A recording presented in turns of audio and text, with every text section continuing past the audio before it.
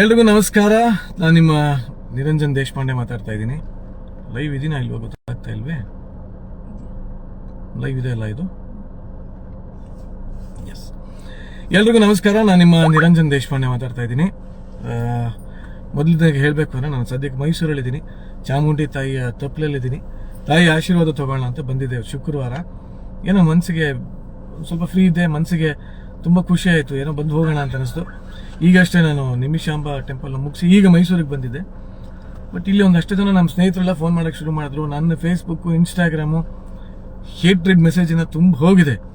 ಒಂದಷ್ಟು ಜನ ನನಗೆ ಚೆನ್ನಾಗಿ ಬೈತಾ ಇದ್ದಾರೆ. ಒಂದಷ್ಟು ಜನ ನನಗೆ ತಿಳಿ ಹೇಳಿ ಮೆಸೇಜ್ ಹಾಕಿದ್ದಾರೆ. ಒಂದಷ್ಟು ಜನ ಪ್ರೀತಿಯಿಂದ ಮೆಸೇಜ್ ಕಳಿಸಿದ್ದಾರೆ. ಸರ್, ನಿಮ್ಮಿಂದ ಈ ಮಾತು ಬರಬಾರ್ದಾಗಿತ್ತು, ನೀವು ಈ ಮಾತಾಡಬಾರ್ದಾಗಿತ್ತು, ಭಾಳ ಬೇಜಾರಾಯಿತು ಅಂತ ಒಂದಷ್ಟು ಜನ ತಿಳಿ ಹೇಳಿದ್ದಾರೆ. ಲೋಕೇಶ್ ಗೌಡ್ರಲ್ಲ, ಈಗಷ್ಟೇ ನಾನು ನಮ್ಮ ಮಂಡ್ಯದ ಲೋಕೇಶ್ ಗೌಡ್ರ ಹತ್ರನೂ ಮಾತಾಡಿದೆ. ಕನ್ನಡ ಪರ ಹೋರಾಟಗಾರರವರು ಬಹಳಷ್ಟು ನಿಜವಾಗ್ಲೂ ಭಾಳ ಸಾಕಷ್ಟು ಕೆಲಸ ಮಾಡಿದ್ದಾರೆ ಕನ್ನಡ ಪರ ವಿಚಾರವಾಗಿ. ನಮ್ಮ ರೂಪೇಶ್ ರಾಜಣ್ಣ ಅವರಾಗಿರ್ಬೋದು, ಈ ಥರ ಸಾಕಷ್ಟು ಜನ ಕನ್ನಡ ಪರ ಹೋರಾಟಗಾರರು, ಅವ್ರ ಮೇಲೆ ನನಗೆ ವಿಶೇಷವಾದ ಗೌರವ ಇದೆ, ಅಪಾರವಾದ ಒಲವಿದೆ. ಎಲ್ಲದಕ್ಕಿಂತ ಹೆಚ್ಚಾಗಿ ಅವ್ರು ಮಾಡ್ತಾರಂಥ ಕೆಲಸಕ್ಕೆ ಹ್ಯಾಟ್ಸ್ ಆಫ್ ಅಂತ ಹೇಳಕ್ಕೆ ಇಷ್ಟಪಡ್ತೀನಿ. ಬಟ್ ಇವರೆಲ್ಲ ಈ ಥರ ನನಗೆ ಇನ್ನೊಂದಷ್ಟು ಜನ ನನಗೆ ತುಂಬ ಕೆಟ್ಟದ ಮೆಸೇಜ್ ಮಾಡ್ತಾ ಇದ್ದಾರೆ. ಸೊ ನಮ್ಮ ತಾಯಿ ನಮ್ಮ ಅಕ್ಕನೆಲ್ಲ ಕರೀತಾ ಇದ್ದಾರೆ, ಅಂದರೆ ಅಮ್ಮನ ಅಕ್ಕನ ಅದು ಇದು ಅಂತೆಲ್ಲ ಮೆಸೇಜ್ ಮಾಡ್ತಾ ಇದ್ದಾರೆ.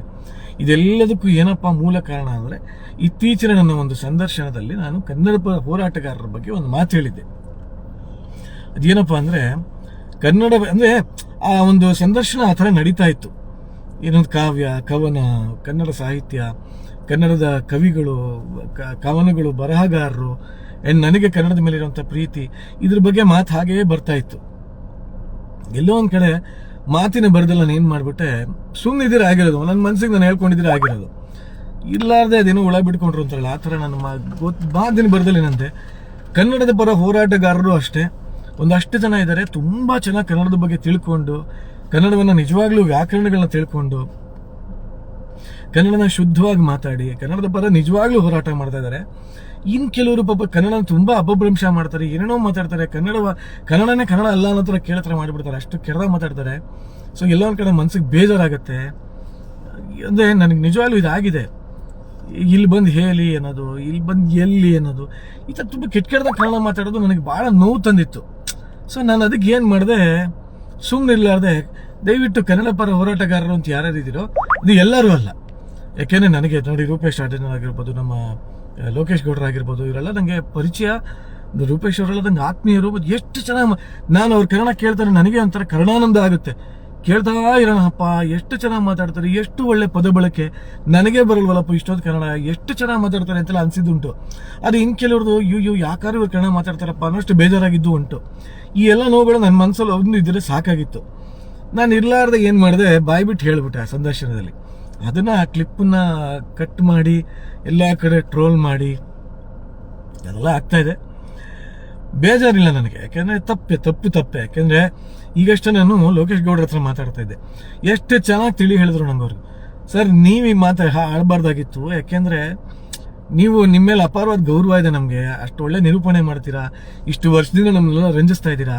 ಅದೇ ರೀತಿ ನಾವು ಮಳೆ ನೋಡಲ್ಲ, ಚಳಿ ನೋಡಲ್ಲ, ಬಿಸಿಲು ನೋಡಲ್ಲ, ಊಟನೂ ಮಾಡಿರಲ್ಲ, ಎಲ್ಲೋ ಕಡೆ ಒಂದು ಕಡೆ ಹೋರಾಟ ಮಾಡ್ತಾ ಇರ್ತೀವಿ. ಅದು ಕನ್ನಡಿಗರಿಗೋಸ್ಕರ, ಕನ್ನಡಿಗರಿಗೆಲ್ಲೋ ಅನ್ಯಾಯ ಆಗುತ್ತೆ ಅಂತ ನಾವು ಹೋರಾಡ್ತಾ ಇರ್ತೀವಿ. ಅಂಥ ಟೈಮಲ್ಲಿ ನಾವು ಯಾರನ್ನೋ ಒಬ್ಬ ಹಳ್ಳಿಯಿಂದ ಯಾರೊಬ್ಬ ಬಂದಿರ್ತಾನೆ, ಅವ್ನಿಗೇನು ಕನ್ನಡದ ಬಗ್ಗೆ ಒಂದು ಪ್ರೇಮ ಇದೆ, ಕನ್ನಡಿಗರ ಬಗ್ಗೆ ಒಂದು ಪ್ರೇಮ ಇದೆ. ಅವನು ಇಲ್ಲಿ ಬಂದುಬಿಟ್ಟು ವ್ಯಾಕರಣ ಕಲ್ತಿದ್ಯಾ, ನಿನಗೆ ಭಾಷಾ ಶುದ್ಧಿ ಇದೆಯಾ ಅಂತ ಕೇಳ್ಕೊಂಡು ಕೂತ್ಕೊಂಡ್ರೆ ಆಗುತ್ತಾ? ಅವನಿಗೆ ಇವಾಗ ನಾವು ಈಗ ನನಗೊಂದು ಒಳ್ಳೆ ಸಂಸ್ಕಾರ ಇತ್ತು, ನನಗೇನೊಂದು ನನ್ನ ಗುರು ಹಿರಿಯರು ನನಗೆ ಪಾಠ ಹೇಳ್ಕೊಟ್ಟವರು ಚೆನ್ನಾಗಿ ಹೇಳ್ಕೊಟ್ರು. ನನ್ನ ಕನ್ನಡ, ನನ್ನ ವಾಕ್ಶುದ್ಧಿ ಚೆನ್ನಾಗಿದೆ, ಬಾಯಲ್ಲಿ ಚೆನ್ನಾಗಿ ಬರುತ್ತೆ, ಇನ್ನೊಂದಷ್ಟು ಜನಕ್ಕೂ ಕನ್ನಡ ಚೆನ್ನಾಗಿ ಬರುತ್ತೆ, ಒಪ್ಕೋತೀನಿ. ಬಟ್ ಯಾರೊಬ್ಬ ಹಳ್ಳಿಯಿಂದ ಬಂದವರು, ಇನ್ಯಾರೋ ಬಂದವರು, ಅವ್ರಿಗೆ ಕನ್ನಡದ ಬಗ್ಗೆ ಪ್ರೀತಿ ಇರುತ್ತೆ. ಹಾಗಂದ್ರೆ ಭಾಷೆಯಲ್ಲಿ ಶುದ್ಧಿ ಇರಬೇಕು ಅಂತ ಎಕ್ಸ್ಪೆಕ್ಟ್ ಮಾಡೋದೇ ತಪ್ಪು. ಸೊ ಅವ್ರ ಪ್ರೀತಿ ಇರುತ್ತೆ, ನೀವು ಅದನ್ನು ಗೌರವಿಸ್ಬೇಕು ಅಂತ ನಂಗೆ ಭಾಳ ಚೆನ್ನಾಗಿ ತಿಳಿ ಹೇಳಿದ್ರು. ಈಗಷ್ಟೇ ಅವ್ರ ಫೋನ್ ಕಾಲ್ ಕಟ್ ಮಾಡಿದೆ ನಾನು. ನನಗೆ ನಿಜವಾಗ್ಲೂ ನನ್ನ ತಪ್ಪಿನ ಬಗ್ಗೆ ಅರಿವು ಆಯ್ತವ. ಹೌದಲ್ವಾ, ಏನು ಇವಾಗ ನನ್ನ ಪಾಡಿಗೆ ನಾನು ಇರ್ಬೋದಾಗಿತ್ತು, ಯಾಕೆ ನಾನು ಈ ಮಾತು ಹೇಳಕ್ಕೆ ಹೋದೆ ಅಂತ. ಸೊ ನಿಜವಾಗ್ಲೂ ಯಾರೆಲ್ಲ ಕನ್ನಡ ಪರ ಹೋರಾಟಗಾರರಿಗೆ ಈ ಒಂದು ಮಾತಿಂದ, ನನ್ನ ಆ ಒಂದು ಮಾತಿಂದ ಬೇಜಾರಾಗಿದೆಯೋ ದಯವಿಟ್ಟು ಕ್ಷಮಿಸಿ. ಕ್ಷಮೆ ಇರಲಿ, ಅದರಲ್ಲಿ ಏನಿಲ್ಲ. ಕ್ಷಮೆ ಕೇಳಿದ್ರೆ ನಾನೇನು ಚಿಕ್ಕವನಾಗಲ್ಲ. ಯಾಕೆಂದರೆ ಒಂದಷ್ಟು ಜನ ಮನಸ್ಸಿಗೆ ನೋವಾಗಿದೆ ಅಂದರೆ ಅದ್ರಲ್ಲಿ ನಾನು ಖಂಡಿತವಾಗ್ಲೂ ಕ್ಷಮೆ ಕೇಳ್ತೀನಿ. ದಯವಿಟ್ಟು ಕ್ಷಮೆ ಇರಲಿ. ಒಬ್ಬ ಪುಟ್ಟ ಕಲಾವಿದ, ಬಡ ಕಲಾವಿದ ಆ್ಯಂಡ್ ಬೆಳಿಬೇಕು ಅಂತ ಆಸಕ್ತಿ ಇರುವಂಥ ಕಲಾವಿದನ್ನ ಎಲ್ಲ ಕನ್ನಡಿಗರು, ಕನ್ನಡ ಪ್ರೀತಿಸೋರು, ಕನ್ನಡ ಪರ ಹೋರಾಟಗಾರರು ದಯವಿಟ್ಟು ಕ್ಷಮಿಸಿ ಅಂತ ಕೇಳ್ಕೊತೀನಿ. ಯಾಕೆಂದರೆ ಆಡಬಾರದ್ದು ಆಗಿದೆ. ಈಗ ಅದನ್ನ ನಾನು ತಿದ್ದಕ್ಕಾಗಲ್ಲ. ಕ್ಷಮೆ ಕೇಳ್ತೀನಿ ಖಂಡಿತವಾಗ್ಲೂ. ಆಗಿದೆ ಒಪ್ಕೋತೀನಿ, ಏನು ಮಾಡೋಕ್ಕಾಗತ್ತೆ. ಬಟ್ ಒಂದೇ ಒಂದು ಕಳಕಳಿಯ ಮನವಿ. ಯಾಕೆ ನಿಜವಾಗ್ಲೂ ಪಾಪ ಎಷ್ಟು ಎಲ್ಲ ಎಂಥ ದೊಡ್ಡವರೇ ನನಗೆ ಕಾಲ್ ಮಾಡಿ, ಸರ್ ದಯವಿಟ್ಟು ಒಂದು ಕ್ಷಮೆ ಕೇಳಿ, ಆ್ಯಂಡ್ ನಿಮ್ಮಿಂದ ತಪ್ಪಾಗಿದೆ, ಹೌದು ಓಕೆ ಕ್ಷಮಿಸಿದೀವಿ ಅಂತ ಅವರೇ ಬಾಯ್ಬಿಟ್ಟು ಹೇಳಿದ್ದಾರೆ. ಬಟ್ ಇನ್ನು ಕೆಲವರು ಸುಮ್ಮನೆ ನಮ್ಮ ತಾಯಿಗೆ, ನಮ್ಮ ಅಕ್ಕನಿಗೆ ಹೇಳಬೇಕೋ ಇಲ್ವೋ ಗೊತ್ತಿಲ್ಲ, ಅಮ್ಮನ ಅಕ್ಕನ ಅನ್ನೋದು, ಇನ್ನೊಂದೇನೋ ಬೋದು, ನಿಮಗೆ ಆದ್ಯೂ ಅಂಥ ಮಗ ಇಂಥ ಮಗ ಏನೇನೋ ಮೆಸೇಜ್ ಕಳಿಸ್ತಾ ಇದ್ದೀರಾ. ನಿಜವಾಗ್ಲೂ ನಿಮ್ಮ ಸಂಸ್ಕಾರ ನನಗೆ ಅರ್ಥ ಆಗ್ತಾ ಇಲ್ಲ. ಇದು ಯಾವ ಥರ ಅಂತ ಅರ್ಥ ಆಗ್ತಾ ಇಲ್ಲ. ಅದು ಪರವಾಗಿಲ್ಲ, ನಿಮ್ಗೆ ಅದನ್ನು ನನಗೆ ಹೇಳಿದ್ರೆ ತಪ್ಪಾಗುತ್ತೆ. ಇಲ್ಲ ನಮ್ಮ ಕಡೆ ನಾವು ಪ್ರೀತಿ ತೋರಿಸೋದು ಹೇಗೆ, ನಾವು ಹಿಂಗೆಲ್ಲ ಬೈದೆ ನಾವು ಪ್ರೀತಿ ತೋರಿಸೋದು ಅನ್ನೋದಾದರೆ ಆಯ್ತಪ್ಪ, ಸೊ ನಾನೇನು ಮಾಡೋಕ್ಕಾಗತ್ತೆ. ದಯವಿಟ್ಟು ಕ್ಷಮಿಸಿ ನನ್ನ. ಸೊ ಧನ್ಯವಾದಗಳು. ನನಗೆ ಇಷ್ಟು ಪ್ರೀತಿ ತೋರಿಸಿ, ಇಷ್ಟು ಕಾಲ್ ಮಾಡಿ ನನಗೆ ತಿಳಿ ಹೇಳಿದಂತೆ ಲೋಕೇಶ್ ಗೌಡ್ರಿಗಾಗಿರ್ಬೋದು, ಇನ್ನೊಬ್ರಿಗಾಗಿರ್ಬೋದು, ಸೊ ಧನ್ಯವಾದಗಳು. ಆ್ಯಂಡ್ ನನ್ನಿಂದ ತಪ್ಪಾಗಿರೋ ಮತ್ತೊಮ್ಮೆ ಕ್ಷಮೆ ಇರಲಿ. ಆ್ಯಂಡ್ ಈ ಥರ ತಪ್ಪಾಗದೇ ಥರ ನಾನು ನೋಡ್ಕೋತೀನಿ. ನನ್ನ ಕಳಕಳಿಯ ಮನವಿ, ದಯವಿಟ್ಟು ನಮ್ಮ ತಾಯಿ ಆಗಲಿ ನಮ್ಮ ಅಕ್ಕ ಆಗಲಿ ಏನೂ ಮಾಡಿಲ್ಲ. ಪಾಪ ಅವ್ರ ಬಗ್ಗೆ ಎಲ್ಲ ದಯವಿಟ್ಟು ಬೈಬೇಡಿ. ಅವ್ರು ಏನು ಮಾಡಿದ್ದಾರೆ ಹೇಳಿ, ಅವ್ರಿಗೆ ಇರಲಿ ಬಿಡಿ, ಪರವಾಗಿಲ್ಲ. ಓಕೆ, ಒಂದಷ್ಟು ಜನಕ್ಕೆ ಇಲ್ಲಿ ನನಗೆ ಮೆಸೇಜ್ ಕಳಿಸ್ತಾರೆ, ಏನಾಗಿದೆ ಅಂತಲೇ ಗೊತ್ತಿಲ್ಲ ಅವ್ರಿಗೆ. ಅದೇ ಇತ್ತೀಚೆಗೆ ನನ್ನ ಸಂದರ್ಶನದಲ್ಲಿ ಆ ಥರ ಹೇಳಿದ್ದೆ. ಅದ್ರ ಬಗ್ಗೆ ನಾನಲ್ಲ, ಅವರೇ ಹೇಳಿದ್ದಾರೆ ನೋಡಿ, ಅದನ್ನು ಚಿಕ್ಕದಾಗಿ ಕಟ್ ಮಾಡಿ ಎಲ್ಲ ಕಡೆ ಇವಾಗ ಅದು ಎಲ್ಲವೂ ಸಮುದ್ರ ಥರ ಹರಡ್ತಾ ಇದೆ. ಅದು ಆಗಲಿ ಬಿಡಿ, ತೊಂದರೆ ಇಲ್ಲ. ಕ್ಷಮಿಸಿದ್ದೀನಿ ಅಂತ ಅನ್ಕೋತೀನಪ್ಪ. ಎಲ್ಲ ಕನ್ನಡ ಪರ ಹೋರಾಟಗಾರರು ದಯವಿಟ್ಟು ಕ್ಷಮೆ ಇರಲಿ. ಬೇಜಾರಾಗಿದ್ರೆ ತಪ್ಪಾಯಿತು. ದಯವಿಟ್ಟು ಇನ್ಮೇಲಾದರೂ ನಿಬ್ಬೈರಿ ಬೇಜಾರಿಲ್ಲ. ನಮ್ಮ ತಾಯಿಗೆ ಅಕ್ಕಂಗೆಲ್ಲ ಯಾರಿಗೆ ಹಂಗೆಲ್ಲ ಮಾಡಿಬಿಡಿ ಆಯಿತಾ. ಆ್ಯಂಡ್ ನನ್ನ ಒಂದು ಕನ್ನಡ ಪ್ರೀತಿ ಮಾತ್ರ ನಿಲ್ಲಲ್ಲ. ಯಾಕಂದ್ರೆ ನನ್ನ ಉಸಿರು ನನ್ನ ರಕ್ತದ ಕಣನೂ ಕನ್ನಡನೇ. ನಾನು ಮಾತಾಡೋದು ಕನ್ನಡ, ನನ್ನ ಉಸಿರು ಕನ್ನಡ, ನಾನು ನಂಬ್ಕೊಂಡಿರೋದು ಕನ್ನಡ, ಪ್ರತಿಯೊಂದು ಕನ್ನಡ. ನನಗಿದ್ರಿಂದ ಕನ್ನಡದ ಮೇಲಿರೋ ಒಲವು ಏನು ಕಿಂಚಿತ್ತೂ ಕಮ್ಮಿ ಆಗೋಲ್ಲ.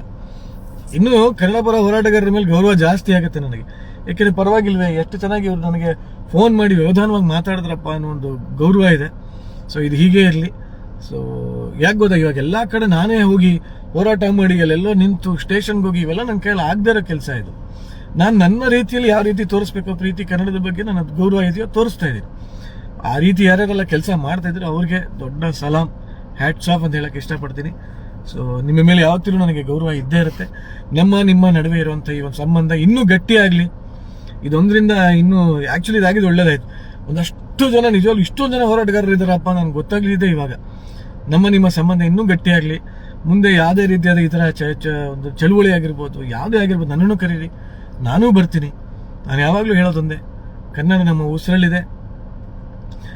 ನನ್ನ ಉಸಿರು ನಿಂತಾಗಲೇ ಅದು ನಿಲ್ಲದು. ಅಲ್ಲಿವರೆಗೂ ಅದರ ಬಗ್ಗೆ ಇರುವಂಥ ಪ್ರೇಮ ಆಗಲಿ, ಭಾಷಾ ಪ್ರೇಮ ಆಗಲಿ ಯಾವತ್ತೂ ನಿಲ್ಲಲ್ಲ. ಸಿರಿಗನ್ನಡಂ ಗೆಲ್ಗೆ, ಸಿರಿಗನ್ನಡಂ ಬಾಳ್ಗೆ. ಜೈ ಕರ್ನಾಟಕ ಮಾತೆ. ಧನ್ಯವಾದಗಳು.